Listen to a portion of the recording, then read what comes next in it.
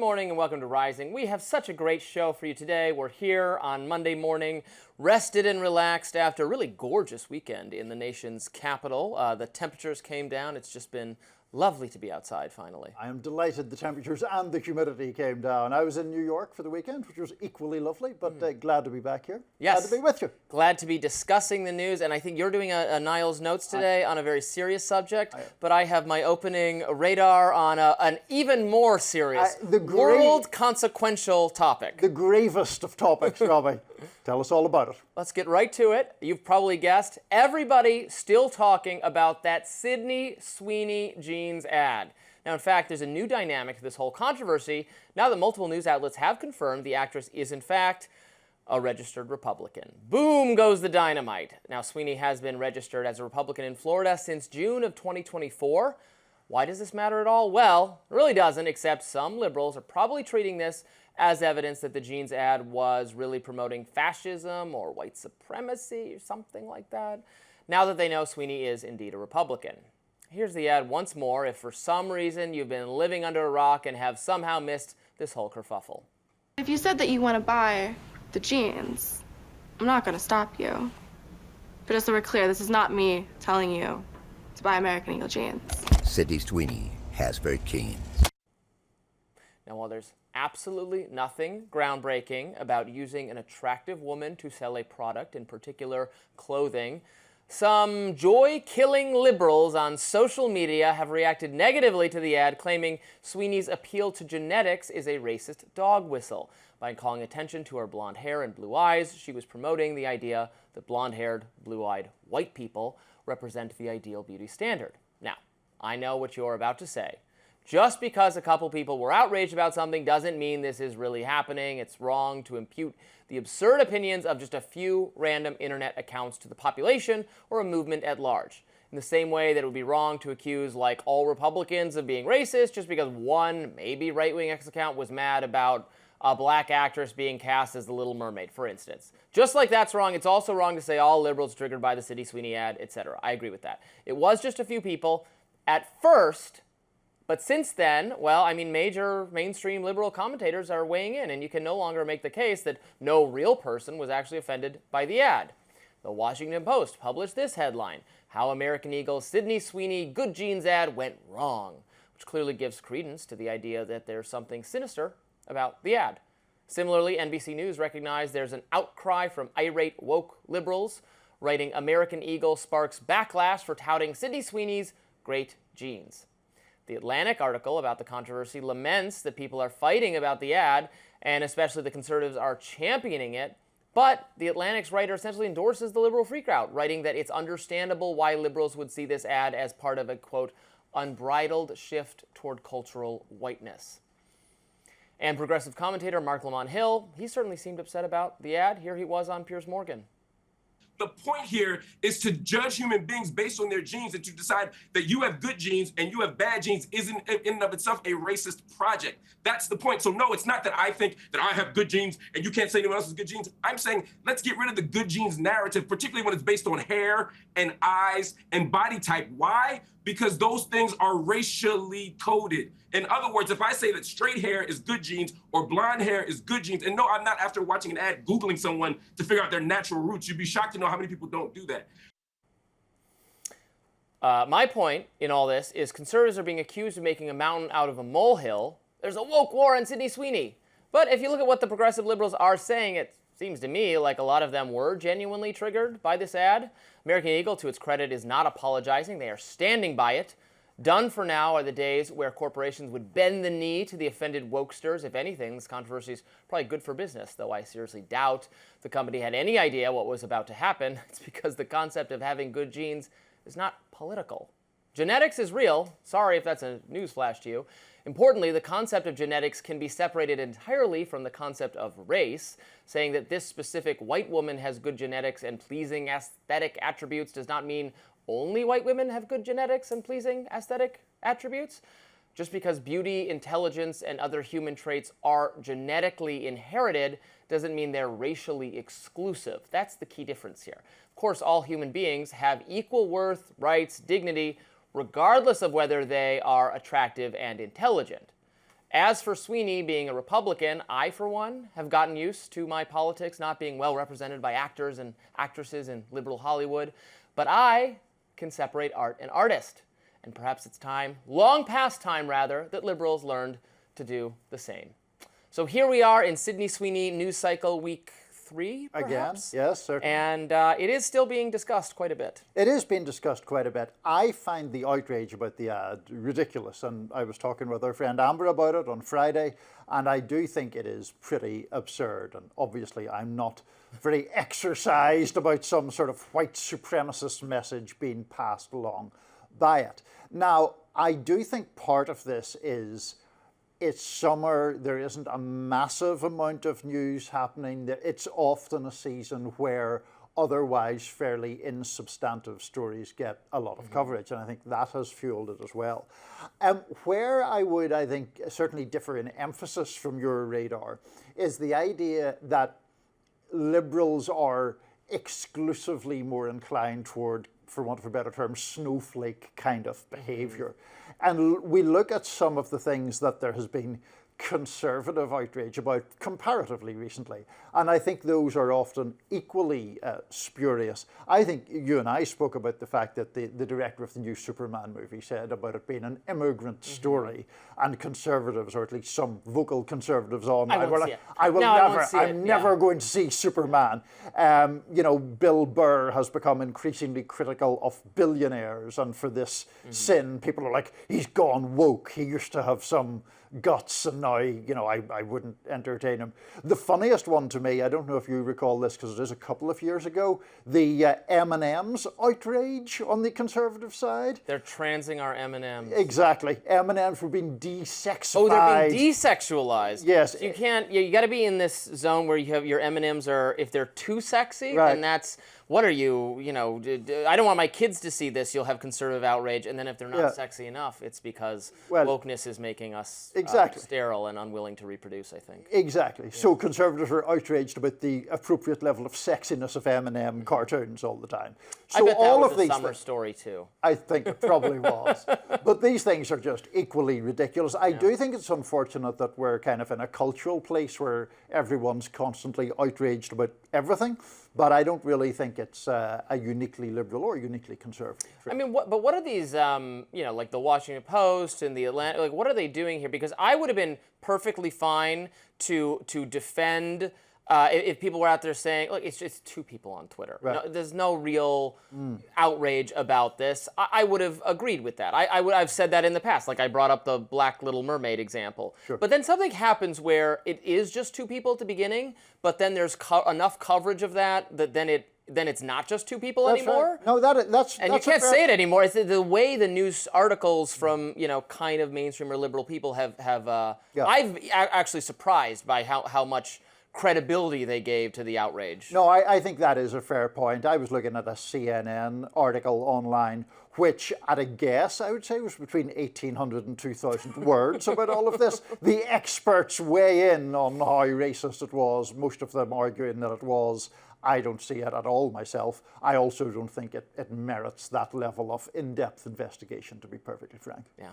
Well, maybe this will be the final word on the Sydney Sweeney conversation. We've done the authoritative take of Sydney Sweeney, so it's done. Good morning and welcome to Rising. We have achieved liftoff and we're going to have a show now. Sorry, the camera just really sprung to life at the last minute there. An elevated view, as Rising is prone to do. You look bright and shiny this morning, Niall. I'm a bit too shiny if you ask me. Slightly rushing to get into you in here, but we're all good. How are you? I am just fine. Excellent. Well, let's get right to it. What is on your radar? Well, not Sydney Sweeney, unfortunately. We're going to discuss some serious business for a change. Now, as we mentioned briefly yesterday, Brown University has settled with the Trump administration, which is currently waging war on elite institutions of higher education. Under the guise of combating anti-Semitism on campuses, an important problem, though not one the federal government is really well suited to address, President Donald Trump's education department has gone after Columbia University, Harvard University, and Brown. Now, Brown's deal with the federal government has been described as more favorable to the university than Columbia's. Harvard has yet to reach an agreement at all, but is reportedly willing to spend up to $500 million to settle the matter. Now, large sums of money are at stake for all three universities, as the federal government's responsible for doling out billions of dollars in research grants. Brown is the recipient of $510 million in public funding. So look, it's not surprising that Brown wants to make a deal. It's unfortunate, of course, that the Trump administration is using the threat of a funding reduction to dictate terms to what is ultimately a private institution. This is obviously a version of job-owning, by the way, in which political figures use non-legislative means to achieve some sort of policy end.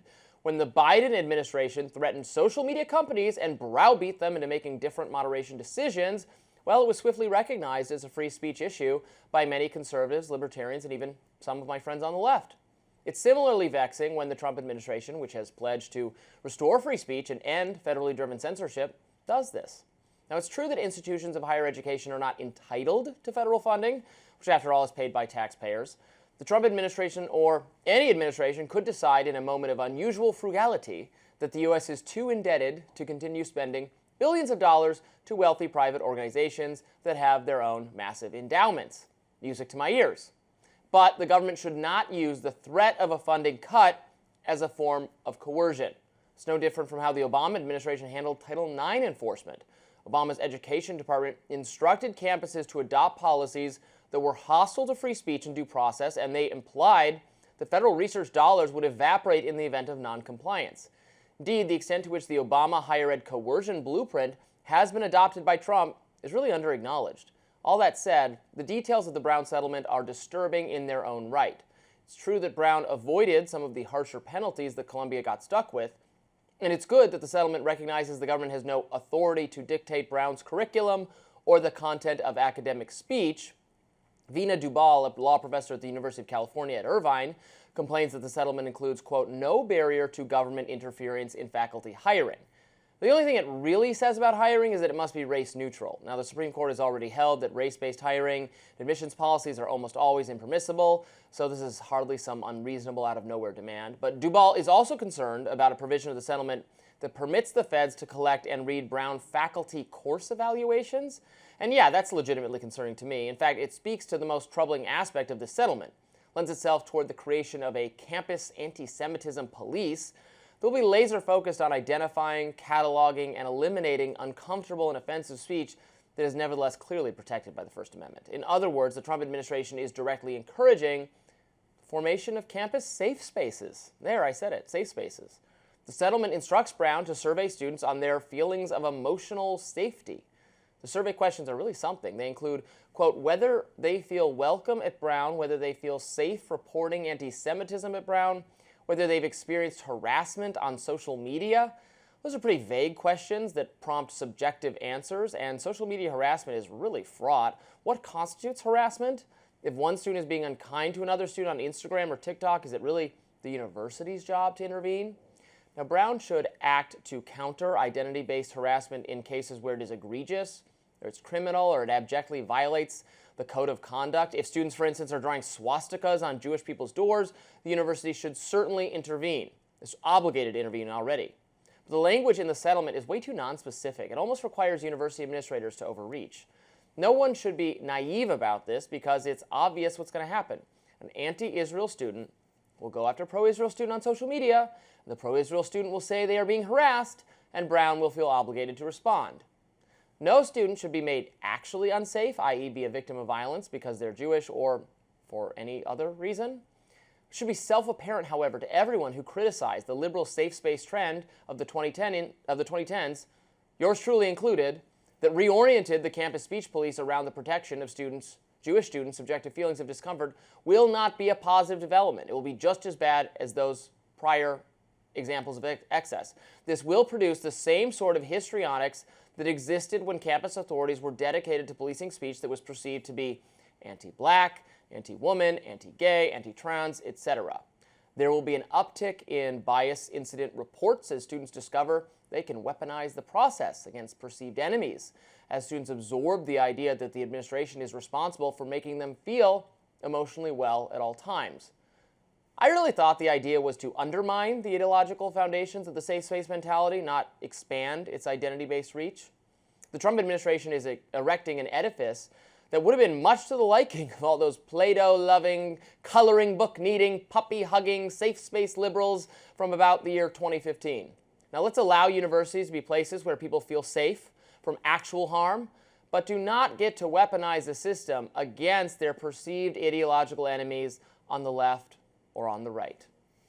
I agree with large parts of that, but I think that it is fair to argue that these kind of policies or this settlement opens the door to all kinds of troublesome issues and potential suppressions. And I take your point about the subjectivity of, like, do you feel safe reporting anti-Semitic incidents? I don't even know how one would evaluate that. It seems the absolute epitome of personal subjective And there's experience. something about being asked about it that will make, I think, prompt you or needle you make in a a, complaint? well, I did have a negative interaction on Twitter the other day. Now that you've come to mention it, now that I'm thinking about it, you know what I mean? Right, and exactly how would a university remedy that feeling? That's why is not it clear to responsibility? me.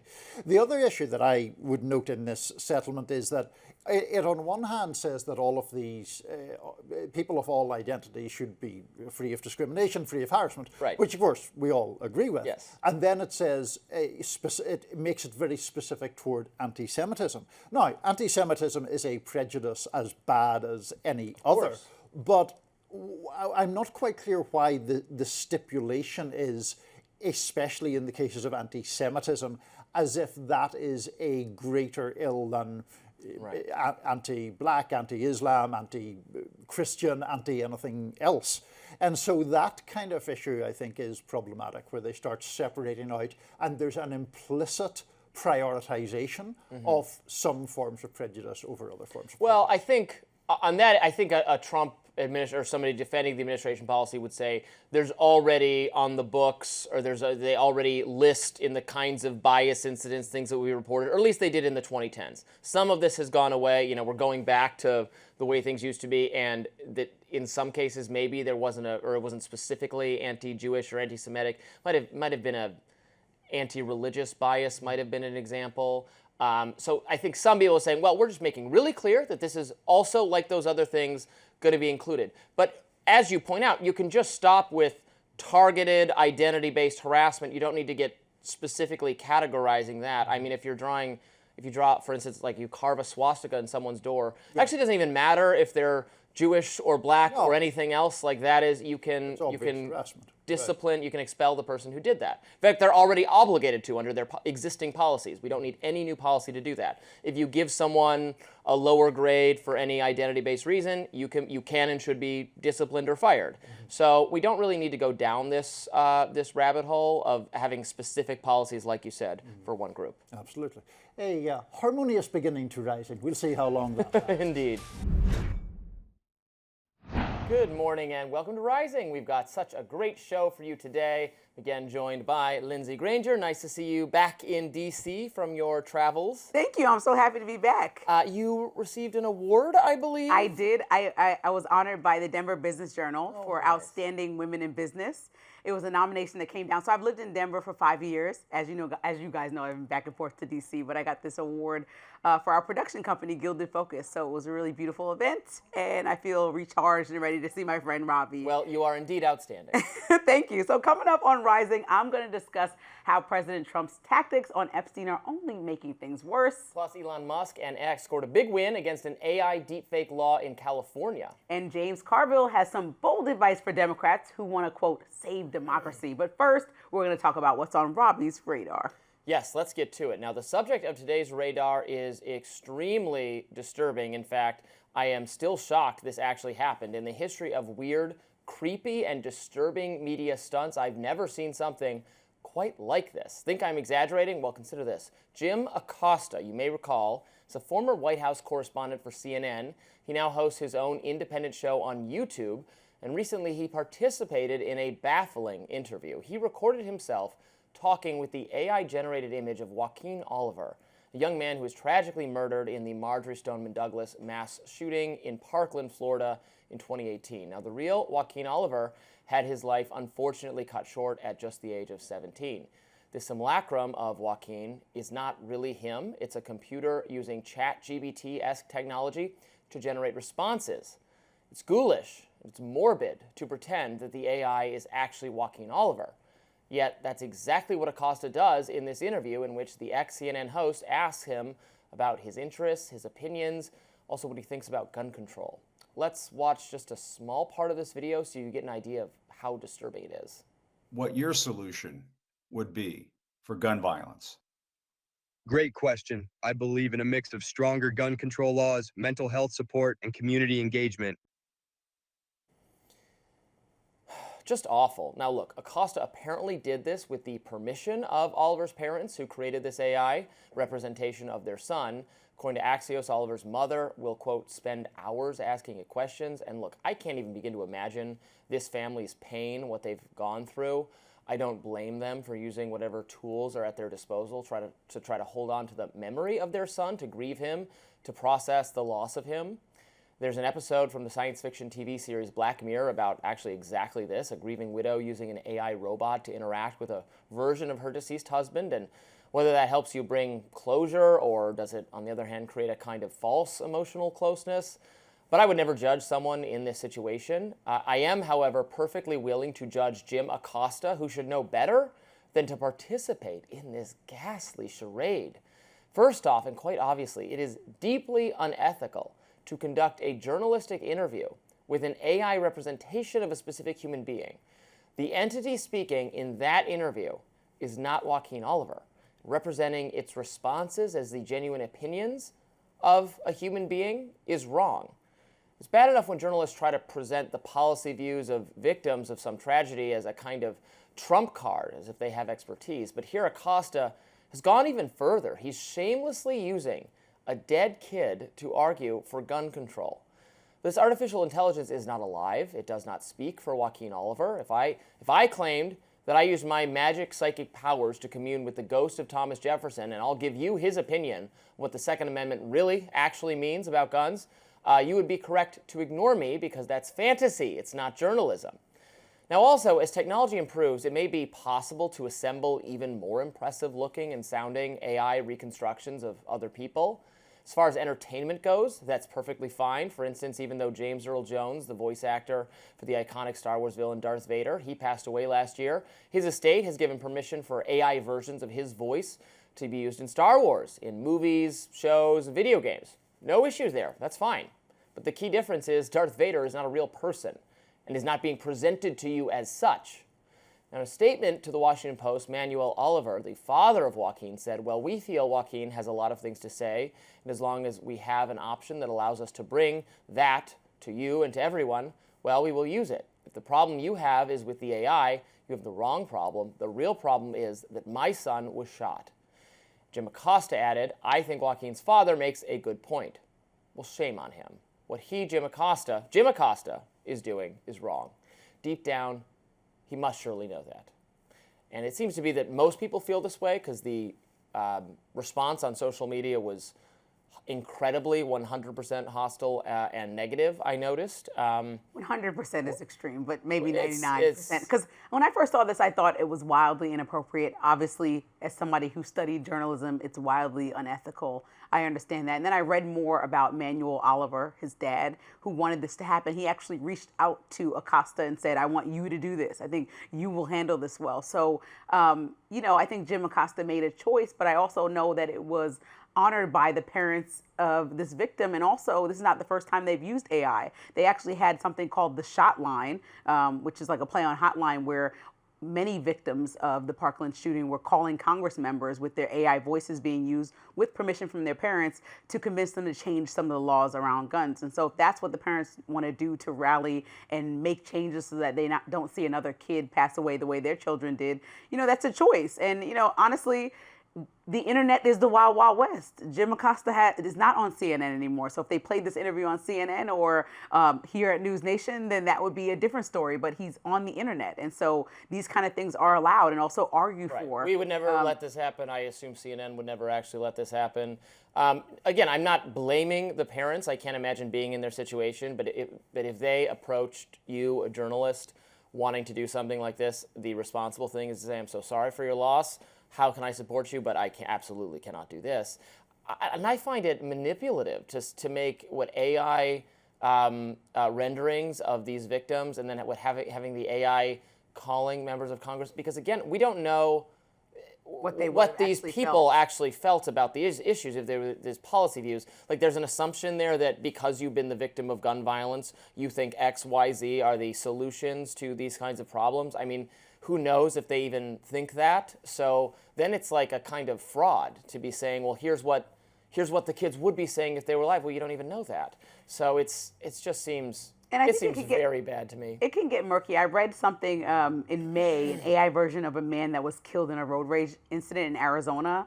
They played an AI version of that person in the courtroom. That's awful. How? And the judge responded favorably to it and was like, thank you so much for that. As angry as you are to the family, justifiably. To me, I know how you're saying. So it's happening across the board. But then, the same person who wants deregulation on some of these videos, which would be you, right? Yes. Where does it draw the line? Just if someone's deceased, or does anybody? Well, I'm not saying they should be prevented legally from doing it. Jim Acosta has First Amendment rights. He can absolutely do this. I'm just criticizing him for it.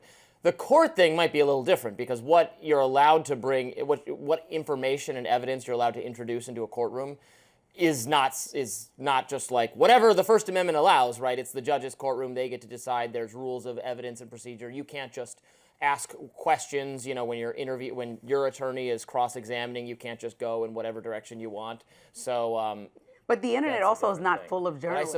We talk about that all the time, right? Yeah. And so Jim Acosta has transitioned maybe into a new role, which is to be the person that shares opinion and does the Joe Rogan thing, right? Jerk. That's the new position. Maybe that's a new position. No. Why does he have to get called names? Because he made a choice. I think he deserves a lot of derision for doing this. And you're right, though. We will talk about the court decision on the AI deepfakes. I have a feeling you and I are going to disagree. I want to hear your consistent take in that. But look, I will be preparing for it mentally. It's coming later in the show.